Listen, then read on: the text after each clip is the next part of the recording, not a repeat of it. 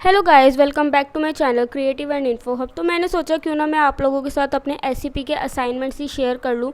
SCP में हमें total 14 या 15 असाइनमेंट मिलते हैं जिनकी प्रॉपर हमने फाइल्स बनाई थी। तो मैंने आप लोगों के लिए उनकी पीडीएफ बना के अपने पास रखी थी, सो डेट मैं आप लोगों के साथ उन्हें शेयर कर लूँ और ताकि आप लोगों की हेल्प हो जाए। तो one by one I will share all my files with you on this channel. तो अगर आप फर्स्ट टाइम मेरे चैनल पर आए तो डू सब्सक्राइब दिस चैनल। आपको इस चैनल पे लेटेस्ट लेसन प्लान मिल जाते हैं। मैंने अभी भी आप लोगों के साथ बहुत सारे फाइल्स लेसन प्लान्स आप लोगों के साथ शेयर किए हैं और फ्यूचर में भी मैं करती रहूँगी। जो मोस्ट इंपॉर्टेंट लेसन प्लान्स हैं, फाइल्स हैं, उनके लिंक मैंने डिस्क्रिप्शन में डाल दिए हैं, आप वहाँ से भी जाके चेक कर सकते हो। चैनल अगर आपके लिए हेल्पफुल रहे, इन्फॉर्मेटिव रहे तो इसको सब्सक्राइब ज़रूर कर देना। तो स्टार्ट करते हैं हमारी वीडियो। आज की वीडियो में हम बात करेंगे अचीवमेंट टेस्ट रिपोर्ट के ऊपर कि ये क्या होता है। जब हम एससीपी में होते हैं, फर्स्ट ईयर हो चाहे सेकंड ईयर हो, हमें ये बनाने के लिए मिलता है और इसमें हमें 2 सब्जेक्ट्स लेने होते हैं। पहले उनका प्री टेस्ट और पोस्ट टेस्ट बनाते हैं हम लोग, ठीक है। पहले प्री टेस्ट लेते हैं, उसके बाद पूरी मार्कशीट निकालते हैं, क्वेश्चन पेपर बनाते हैं वगैरह वगैरह, और उसके बाद पोस्ट टेस्ट लेते हैं कि पहले वाले टीचर ने जो पढ़ाया उस तब बच्चों को कितना आता था, उसके बाद जो आपने पढ़ाया फिर पोस्ट टेस्ट लिया तो आपने कितना बच्चों में सुधार आया वगैरह वगैरह। तो अचीवमेंट टेस्ट रिपोर्ट में बेसिकली हम ये करते हैं। तो ये है मेरी file. I am student from diet Moti Bagh. तो ये मेरी फ़ाइल है जो मैं आपके साथ आज की वीडियो में शेयर करने वाली हूँ। सबसे पहले इंडेक्स में जैसे हमेशा बताती हूँ आपको कि आपकी फ़ाइल जो कंप्लीट हो जाए उसके लास्ट में आप इंडेक्स बनाओ, सो दैट आपकी फ़ाइल में आपने क्या क्या टॉपिक्स को इंक्लूड किया है आप उन सभी को अपने इंडेक्स में शो कर पाएँ। क्योंकि हमारे टीचर्स के पास इतना बिजी शेड्यूल होता है, वो पूरी फ़ाइल एक फ़ाइल को चेक नहीं कर सकते। इसलिए मेरा खुद का एक्सपीरियंस है, हमारे एससीपी वाली मैम अच्छी थी, उन्होंने हमारे स्पेशली एक्शन रिसर्च और एटीआर फाइल को चेक किया था। बाकी मैंने खुद देखा है कि जो बाकी एससीपी के इंचार्जेस थे उन्होंने फ़ाइल को सिर्फ लिया और सबमिट कर दिया बस। तो आपका अगर देख भी लेते तो आपका इंडेक्स ऐसा होना चाहिए कि आपकी फ़ाइल के बारे में पता चल सके कि बच्चे ने एक्चुअली फ़ाइल में क्या लिखा है। तो जैसे कि देख सकते हो मेरा इंडेक्स में सबसे पहले उसका इंट्रोडक्शन दिया है, देन मीनिंग, फिर उसके बाद विशेषताएं, देन ऑब्जेक्टिव कि एटीआर का क्या ऑब्जेक्टिव होता है। उसके बाद प्री टेस्ट मैंने हिंदी का लिया है और ईवीएस सब्जेक्ट का लिया, जैसे ब्लूप्रिंट 1, ब्लूप्रिंट 2 हिंदी। इसी तरीके से सेम हम उन अंक सूची बनाएंगे, देन स्प्रेडशीट बनाएंगे। उसके बाद प्री टेस्ट अचीवमेंट बनाएंगे कि हमें कितना अचीव हुआ। उसके बाद मूल्यांकन, देन माध्यक, बहुलक और फिर चित्रमय प्रस्तुति। ये बेसिक चीज़ें थी जो हमने दोनों का केस मैंने एक ही जगह लिख दिया इंक्लूड करके, हिंदी और ईवीएस, ठीक है। ऐसे ही फिर पोस्ट टेस्ट का हमने सेम किया है। तो आप चाहो तो इसका स्क्रीनशॉट ले सकते हो और डायरेक्ट इसको भी बना सकते हो आप लोग। तो बात करते हैं उपलब्धि परीक्षण का परिचय। इस तरीके से मैंने शीट में भी ज़्यादा कुछ नहीं किया है, क्योंकि लड़के सोचते हैं कि लड़कियों को फुल पत्ती बनानी आती है इसलिए उन्हें ज़्यादा एक्स्ट्रा मार्क्स मिलते हैं। सिंपल कुछ नहीं है, आप ऐसे लाइन खींच के सिंपली लिख सकते हो। कंटिन्यू करते हैं। परिचय एटीआर होता क्या है एक्चुअली। उपलब्धि परीक्षण एक बहुलक निरंतर प्रक्रिया है। यह शिक्षा की कुल प्रणाली का अभिन्न अंग है। छात्रों के विभिन्न गुणात्मक पहलुओं के बारे में जानकारी इकट्ठा करने के तकनीकी प्रदर्शन है। उपलब्धि के स्तर का पता लगाने के लिए मूल्यांकन अति महत्वपूर्ण है। इससे कम प्रदर्शन करने के कारण का निदान होता है। मूल्यांकन के लिए महत्वपूर्ण है खुद सीखने के परिणाम। प्रत्येक व्यक्ति अपने जीवन में अनेक प्रकार का ज्ञान तथा कौशल प्राप्त करता है। इस ज्ञान तथा कौशल में कितनी क्षमता व्यक्ति को प्राप्त की है, इसका पता उस ज्ञान तथा कौशल की उपलब्धि परीक्षण से लगता है। विद्यालय के विभिन्न कक्षाओं में अनेकों प्रकार के छात्र शिक्षा ग्रहण करने के लिए आते हैं। समान मानसिक योग्यताओं के संपन्न न होने के कारण वे एक समय की एक ही अवधि में विभिन्न विषयों के विभिन्न कौशल सीख पाते हैं। उसके बाद उपलब्धि परीक्षण का अर्थ। इसमें मैंने परिभाषा लिखी है कि एटीआर की होता क्या है एक्चुअली। कोई भी परीक्षा जो व्यक्ति की उपलब्धि को मापता है। प्रशिक्षण और सीखने की अवधि। उपलब्धि परीक्षाएं वे परीक्षाएं हैं जिनकी सहायता से विद्यालय में पढ़ाए जाने वाले विषयों और सिखाई जाने वाली कुशलताओं में छात्रों की सफलता या उपलब्धि का ज्ञान प्राप्त किया जाता है। उसके बाद हमने यहाँ पे गैरीमन के ने क्या परिभाषा दी है। गैरीमन के अनुसार एटीआर होता क्या है देखते हैं। उपलब्धि परीक्षा बालक की वर्तमान योग्यता किसी विशिष्ट विषय के क्षेत्र में उनके ज्ञान की सीमा का मूल्यांकन करती है। इसके बाद उपलब्धि परीक्षण की विशेषताएं। इसकी क्या विशेषताएं होती हैं उनको भी देख लेते हैं। उपलब्धि परीक्षण ज्ञान तथा कौशल के मापन के लिए होती है, इसलिए विद्यालयों में इसका सीधा संबंध होता है। इसकी निम्नलिखित विशेषताएं हैं। उपलब्धि परीक्षण के द्वारा ज्ञान तथा कौशल का मापन होता है। इसके द्वारा ज्ञान तथा उपलब्धि को ज्ञात किया जाता है। इसमें प्रश्नों की रचना, उपलब्धि की मात्रा की गणना तथा व्यक्ति की प्रगति की मात्रा का मापन करने के लिए किया जाता है। इससे वर्तमान प्रगति का पता चलता है। विषयों की भिन्नता के अनुसार अलग अलग परीक्षण बनाए जाते हैं। इससे अर्जित ज्ञान का मापन उसके साध्य के माध्यम से होता है। इससे व्यक्ति की उपलब्धि की क्षमता का प्रदर्शन होता है। उसके बाद देखते हैं उद्देश्य। बच्चों की उपलब्धि से सामान्य स्तर को निर्धारित करने के लिए किया जाता है। बच्चों को पढ़ाए जाने वाले विद्यालय विषयों में उनकी ज्ञान की सीमा का मापन करने के लिए किया जाता है। बच्चों को विभिन्न विषयों तथा क्रियाओं में वास्तविक स्थिति को ज्ञात करने के लिए किया जाता है। फोर्थ पॉइंट है, बच्चों के पढ़ने लिखने की समान कुशलताओं में गति तथा श्रेष्ठता को निश्चित करने के लिए किया जाता है। छात्रों को उनके सुधार, मजबूत और कमज़ोर बिंदुओं के बारे में सूचित कराने के लिए किया जाता है, ताकि वो अपने उन कमियों में सुधार ला सके और इम्प्रूवमेंट कर सकें। पाठ्यक्रम के लक्ष्यों तथा उद्देश्यों की प्राप्ति व बालकों की प्रगति की जानकारी के लिए छात्रों की परीक्षा, कौशल और उनके आरामदायक स्तर, समय का परीक्षण करने के लिए प्रबंधन और मन की उपस्थिति के लिए किया जाता है। शिक्षक को उस बदलाव को जानने के लिए सक्षम करना जिसके बारे में उसे जानकारी लेनी होगी निर्देशात्मक रणनीति के द्वारा। तो ये थी कि हमें ATR के क्या क्या ऑब्जेक्टिव्स हैं, हमें उसकी ज़रूरत क्यों है। इसके बाद यहाँ पे प्री टेस्ट लिखना था, बट मैं लिखना भूल गई। तो प्री टेस्ट में मैंने जो पहला विषय लिया है वो है हिंदी। इसमें फर्स्ट पॉइंट है अनुदेशात्मक उद्देश्यों के आधार पर भार का वितरण, कि जो हम क्वेश्चन पेपर बनाते हैं उसमें हमें वेटेज किस हिसाब से रखनी है। तो हम 3 हिसाब से अपना क्वेश्चन पेपर प्रिपेयर करते हैं, तो वीडियो में आगे देखेंगे। सबसे पहले अनुदेशात्मक उद्देश्यों के आधार पर भार का वितरण। इसमें 4 तरीके के हम क्वेश्चंस होते हैं, क्वेश्चन पेपर में हम डालते हैं और उसके वेटेज के अकॉर्डिंग हम उतने क्वेश्चंस उसमें डालते हैं।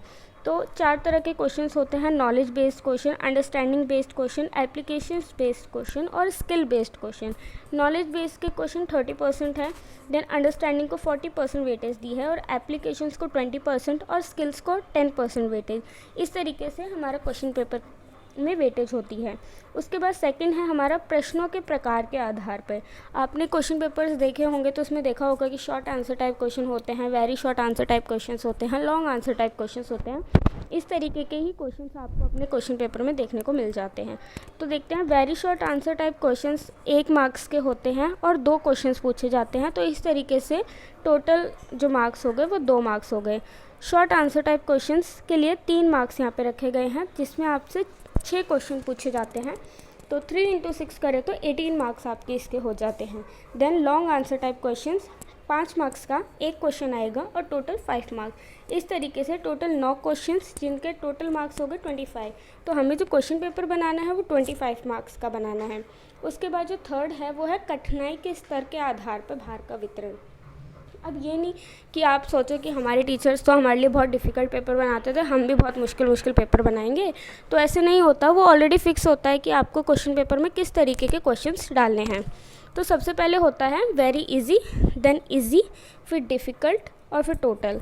तो वेरी इजी टाइप के जो क्वेश्चंस होते हैं उनको 32% वेटेज दी जाती है। इजी जो होते हैं उनके लिए 40% वेटेज है और डिफ़िकल्ट को सिर्फ 28% वेटेज दी जाती है। तो इससे हमें समझ में आ जाता है कि वो हमारी मेंटालिटी होती है कि क्वेश्चन पेपर बहुत हार्ड होता है। हार्ड नहीं होता, इजी होता है।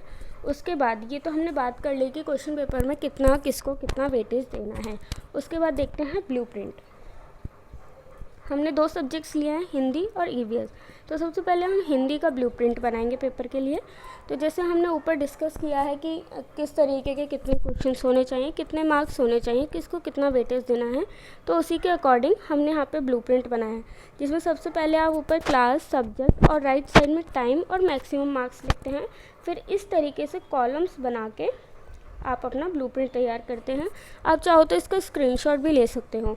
इसमें VSA, SA, LA ये क्या है और ये ब्रैकेट के बाहर और ब्रैकेट के अंदर जो नंबरिंग लिखे हैं वो किसको रिप्रेजेंट करते हैं, आपको वो भी नीचे क्लियरली मेंशन करना है, सो डैट जो आपकी फ़ाइल चेक करे वो कंफ्यूज ना हो। तो VSA की फुल फॉर्म यहाँ पे है very short answer question, and SA stand for short answer questions and LA stands for long answer questions. ऐसे ही ब्रैकेट के बाहर जो नंबर्स लिखे हैं वो नंबर ऑफ क्वेश्चंस को रिप्रेजेंट करते हैं and number in bracket shows the marks given to each question. उसके बाद हम क्वेश्चन पेपर डिस्कस करेंगे। क्वेश्चन पेपर आपको इस तरीके से बनाना है। ऊपर आ जाएगा विषय, देन कक्षा तीसरी, अंक 25 नंबर और समय 1 घंटा। सभी प्रश्न अनिवार्य हैं। पहला प्रश्न, कक्कू कविता के कवि का नाम बताओ।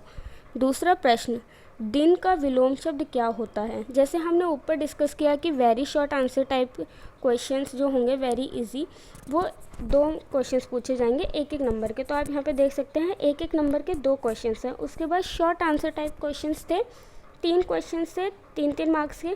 तो उसी तरीके से यहाँ पे 3-3 मार्क्स के 3 क्वेश्चन पूछे गए हैं। क्वेश्चन नंबर 3 है, शेखीबाज मक्खी कहानी में मक्खी ने किस किस को प्रणाम किया। 4th क्वेश्चन, शेखीबाज मक्खी कहानी आपको कैसी लगी। 5th क्वेश्चन, शेखीबाज मक्खी के हिसाब से बताओ घमंडी कौन था, समझदार कौन था और चतुर कौन था। क्वेश्चन नंबर 6 इज, कक्कू कविता पर अपने विचार प्रकट करो। 7th क्वेश्चन है, कक्कू को अलग अलग नामों से क्यों पुकारा गया था, कारण बताओ। उसके बाद 9th क्वेश्चन है, विलोम शब्द लिखिए। तो विलोम शब्द गरीब का विलोम लाभ, आशा का विलोम यहाँ पे बच्चों को बताना है। एंड लास्ट क्वेश्चन है हमारा, एक रात का दृश्य बनाओ। तो ये हमारा क्वेश्चन पेपर था। उसके बाद जो आप क्वेश्चन पेपर प्लान करते हो उसकी आंसर की भी आपको बनानी होती है। तो जैसे कि मैंने यहाँ पे आंसर की बनाई हुई है, इसी तरीके से आपको भी आंसर की बनानी है। तो देखो, उसके बाद सेम हम ईवीएस के लिए ब्लूप्रिंट बनाएंगे। उसका फॉर्मेट में सेव रहेगा। जैसे आपने ऊपर स्क्रीनशॉट लिया है, ऐसे ही मैं चाहूँगी कि आप इसका भी स्क्रीनशॉट ले लें। मैंने आपके लिए कर दिया। उसके बाद जैसे ऊपर आपने लिखा हुआ था कि VS stands for very short answer type questions, यहाँ पे भी आपको सेम उसी तरीके से लिखना है। और फिर number outside bracket shows the number of questions and number inside the bracket shows the marks of given question. उसके बाद हम क्वेश्चन पेपर बनाएंगे EVS का। फर्स्ट क्वेश्चन है, बच्चों आपको सबसे अच्छा पौधा कौन सा लगता है, उसका नाम बताओ। सेकंड क्वेश्चन, पानी कहाँ से आता है। उड़ने वाले 3 पक्षियों के नाम बताओ। पूंछ वाले 3 पक्षियों के नाम बताओ। हाथी की विशेषताएं बताओ। इसी तरीके से आप अपने अकॉर्डिंग बच्चों के लिए क्वेश्चन पेपर प्रिपेयर कर सकते हैं। उसके बाद हमारा आंसर की आ जाएगा।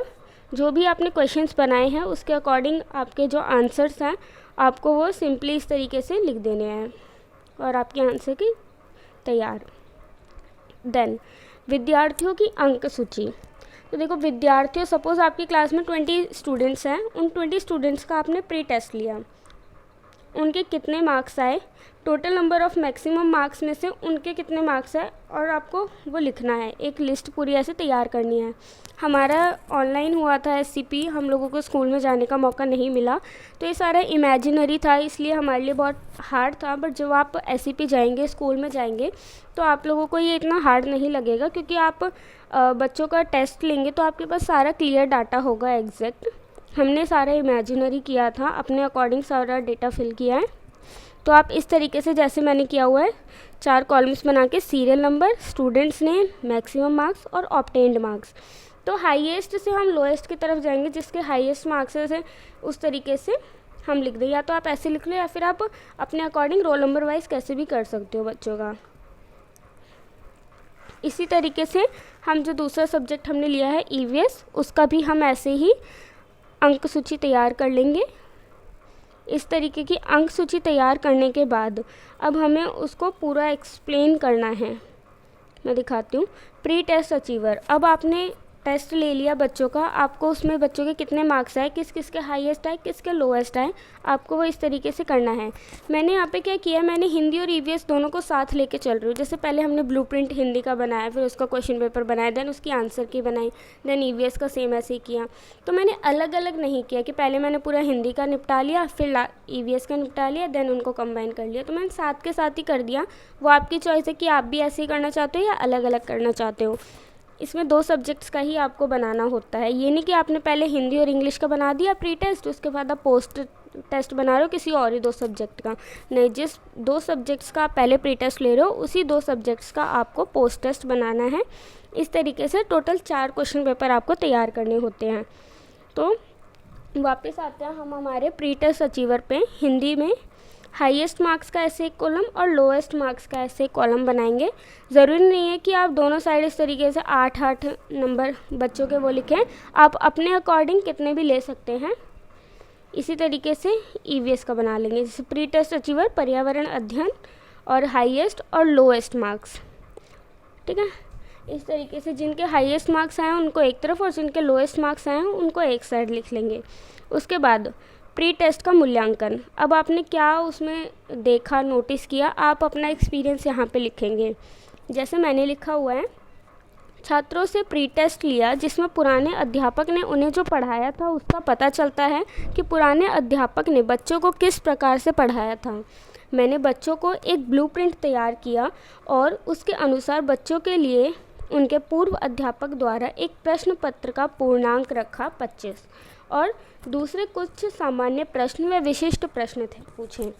दूसरे दिन जब मैंने टेस्ट लेकर उनका मूल्यांकन किया तो पाया कि उनके नंबर कुछ खास नहीं थे, परंतु कुछ के अंक अच्छे नहीं थे। अतः मुझे पता चला कि बच्चों पर ध्यान देने की ज़रूरत है। अब मैंने बच्चों को पढ़ाना आरंभ किया और उनके लिए एक पोस्ट टेस्ट का ब्लूप्रिंट भी तैयार करने का निश्चय किया, जिससे पता चल सके कि बच्चों में कितना सुधार हुआ है। जब आप अपने स्कूल में जाते हैं, फर्स्ट ईयर हो चाहे सेकेंड ईयर हो, आपको दोनों ही साल में ये अचीवमेंट टेस्ट रिपोर्ट प्रिपेयर करनी होती है। तो दिल्ली डाइट में 40 दिन का आपका SCP होता है। तो जो आप फर्स्ट डे जाते हो तो आप प्री टेस्ट लेते हो, जो आपका लास्ट डे होता है उस दिन आप पोस्ट टेस्ट लेते हो। तो यहाँ पे वही बात लिखी गई है कि आप पहले प्री टेस्ट लेके देखोगे कि बच्चों को पहले से कितनी नॉलेज है, उसके बाद आप अपनी टीचिंग करते हो और देन लास्ट वाले डे आप फिर से टेस्ट लेते हो कि आपने बच्चों को कितना सिखाया। उसके बाद प्री टेस्ट का माध्य, उनके प्रेक्षणों का माध्य यानी मार्क्स का औसत माध्य सभी प्रेक्षणों के मात्रों के योग के प्रेक्षणों की कुल संख्या से भाग देने से निकलती है या प्राप्त होती है। इसे प्रतीक x के ऊपर ऐसे हम डंडी लगा के उसको प्रदर्शित करते हैं। तो हिंदी टेस्ट का माध्य ये फॉर्मूला है, माध्य ब्रैकेट में x अपॉन उसके ऊपर ऐसे line then bracket close is equals to सभी प्रेक्षणों का योग और प्रेक्षणों की कुल संख्या, यानी कि प्रेक्षणों का योग यानी कि बच्चों के कितने मार्क्स आए हैं। जैसे 20 स्टूडेंट्स हैं तो 20 स्टूडेंट्स के अलग अलग कितने मार्क्स आए हैं उसको हम इस तरीके से लिख देंगे और अपॉन में 20 टोटल नंबर ऑफ़ स्टूडेंट्स। तो इस तरीके से हम ऊपर के जो हैं कुल प्रेक्षणों का योग यानी उन्हें ऐड करेंगे तो हमारा 302 आया, अपॉन में 20, इसको कट करेंगे तो हमारे x की वैल्यू आ गई है 15.1। तो ये हमारा माध्य हो गया। इसी तरीके से हम पर्यावरण अध्ययन का भी माध्य निकाल लेंगे। हमारे पर्यावरण अध्ययन का माध्य आया है 15.75। माध्य निकालने के बाद हम प्री टेस्ट का माध्यक निकालेंगे। माध्यक कैसे निकालते हैं, विद्यार्थियों द्वारा प्राप्त किए गए अंक को हम एक साथ लिखेंगे। उसके बाद विद्यार्थियों द्वारा प्राप्त किए गए अंकों को आरोही क्रम में लिखेंगे। आरोही क्रम यानी बढ़ते से घटते क्रम में। ठीक है, तो टोटल नंबर ऑफ़ स्टूडेंट्स हमारा हो जाएगा x की वैल्यू। ठीक, तो फॉर्मूला है x/2 + 1। ठीक है, फिर वह पद। ठीक है, यानी कि x की वैल्यू है 20/2 हो गया 10 + 1 हो गया 11। तो 11वां जो हमारा पद है वो हमारा माध्यक हो गया। तो टोटल नंबर ऑफ़ स्टूडेंट्स को हम काउंट करेंगे 1 2 3 4, जो हमारा 11वें नंबर पे जो डिजिट होगी वो हमारा माध्यक हो जाएगी। इसी तरीके से हम EVS का निकाल लेंगे और EVS का माध्यक निकालने पे हमारा जो आंसर आया है वो है 16। अब हमने माध्य निकाल लिया, माध्यक निकाल लिया, अब हम निकालेंगे बहुलक।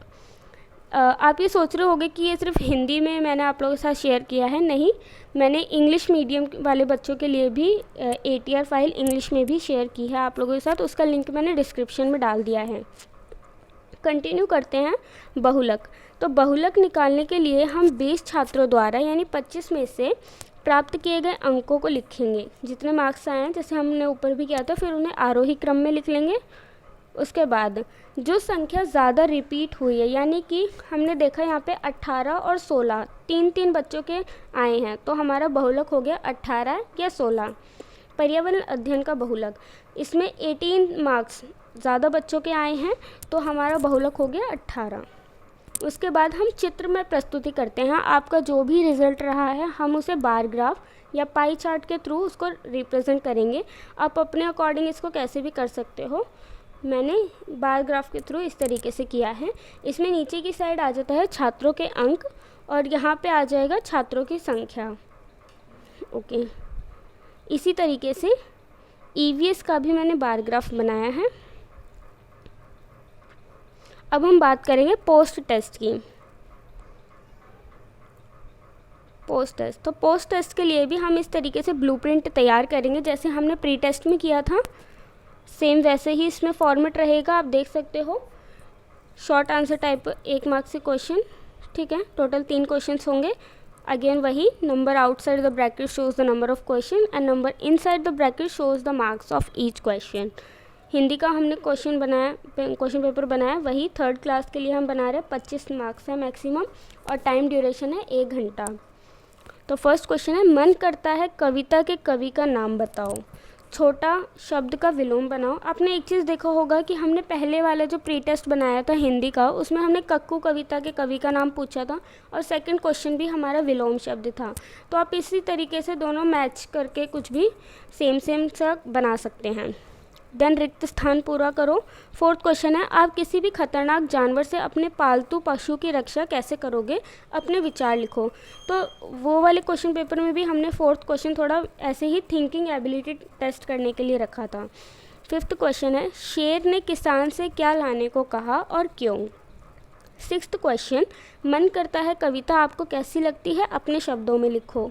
7th क्वेश्चन है, मन करता है कविता कौन किस पर अकड़ जमाता है। आसमान किस पर अकड़ जमा रहा है, तारों पर, घर पर, किस पर।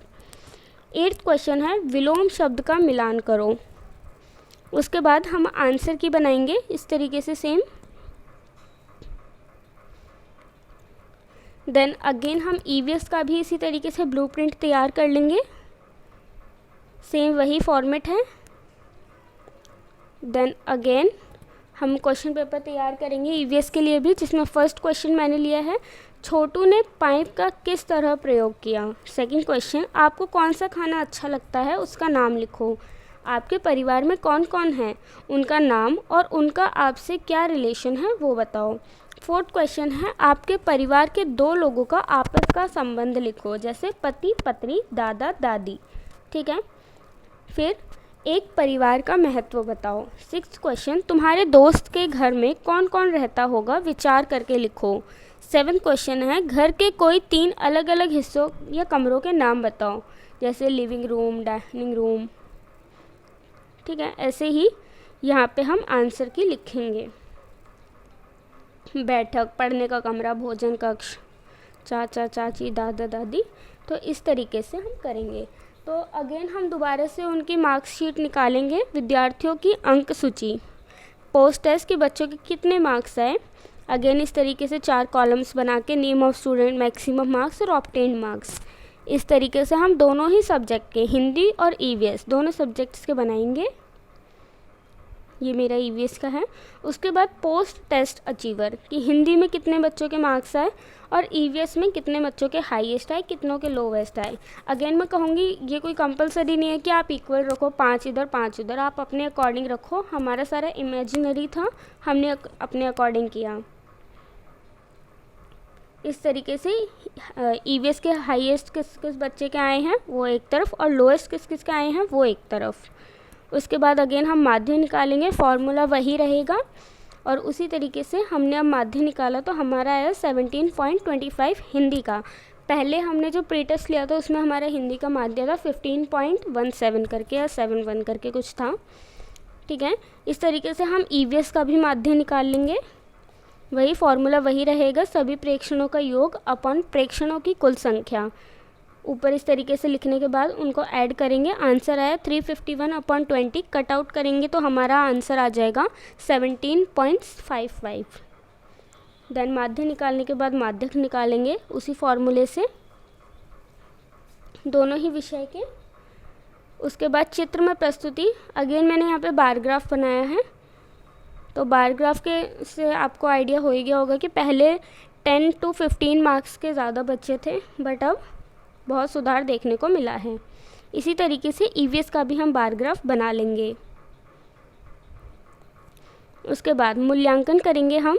छात्रों से मैंने पहले प्री टेस्ट लिया तो उसका परिणाम ज़्यादा खास नहीं था, परंतु जब मैंने बच्चों को कुछ विशेष तरीक़ों से पढ़ाया और बाद में उनका पोस्ट टेस्ट लिया तो बच्चे के अंकों में अंतर देखने को मिला। जो कि बच्चे प्री टेस्ट में अच्छे अंक प्राप्त नहीं कर पाए थे, वो पोस्ट टेस्ट में बहुत ही अच्छे अंक प्राप्त कर पाए हैं। उसके बाद हम निष्कर्ष लिख देंगे लास्ट में। आप असाइनमेंट बना रहे हो या क्वेश्चन पेपर में आंसर अटैम्प्ट कर रहे हो, आपको कंक्लूज़न ज़रूरी होता है। किसी भी चीज़ को आप कंक्लूड किए बिना वो इनकम्प्लीट रह जाती है। तो इसी तरीके से असाइनमेंट को भी हम कंक्लूड करेंगे। उपलब्धि परीक्षण एक बहुत ही अच्छा तरीका है बच्चों को ज्ञान को मापने के लिए। इसके द्वारा यह पता चलता है कि किस बच्चे का प्रदर्शन किस प्रकार का रहा। उपलब्धि परीक्षण बच्चों के पोर्टफोलियो बनाने में भी सहायक होती हैं। पोर्टफोलियो क्या होता है, इसके ऊपर भी मैं आप लोगों के साथ जल्द ही वीडियो शेयर करूंगी। ये थी ATR की वीडियो। इसी तरीके से हमें SCP का असाइनमेंट होता है, action, research, text book analysis, वो भी मैंने आप लोगों के साथ शेयर किया है। उनकी वीडियोस का लिंक भी मैंने डिस्क्रिप्शन में डाल दिया है, वहाँ से जाके चेक कर सकते हो। वीडियो अगर हेल्पफुल रही हो तो वीडियो को लाइक कर देना और चैनल को सब्सक्राइब ज़रूर कर देना। Thank you.